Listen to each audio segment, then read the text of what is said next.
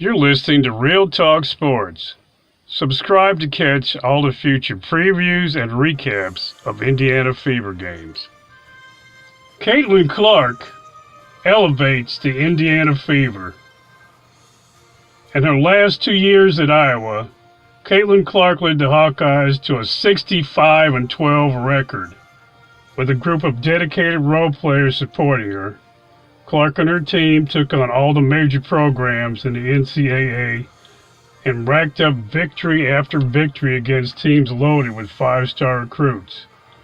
And take note of this, Iowa was the highest scoring team in the nation. How are these great feats accomplished? It was done primarily with four facets of Caitlin Clark's game that Coach Lisa Bluter unlocked and unleashed. The first major asset that she had that Bluter took advantage of was that logo shooting. Some coaches would have frowned upon taking these deep threes, or outright told her to stop taking them at all. But Coach Bluter used these logo threes as a warhammer against opposing teams. Logo shooting has a lot of effects. One of them is it's a simple scoring option. She pulls up from long range, she hits a shot. It takes very little effort from the team.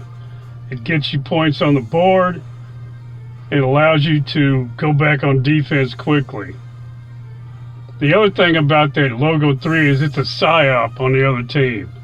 You're back hustling back on defense. You're trying to keep your other team from scoring points. If you're the opposing team, what happens? Bam, that shot comes out of the sky and just bombs right through. You're trying to hustle back on defense, but it becomes futile after a while. You start to think, why have I been doing this? It definitely destabilizes things.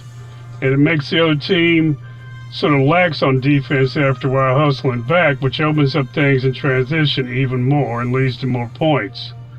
What else does that logo 3 do? It stretches the floor. Somebody has to come out and meet her there because you can't just let her shoot.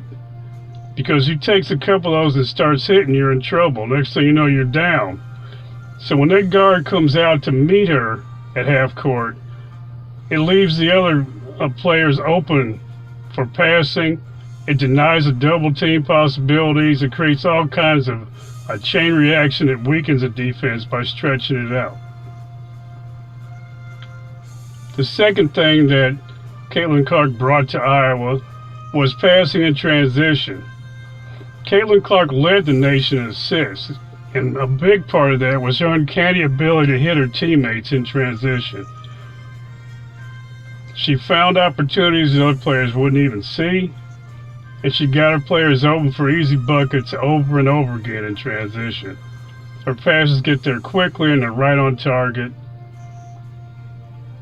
Creates all kinds of havoc on a defense. You're hustling around, you think you've got the players covered. Next thing you know, somebody breaks open and just lays the ball in.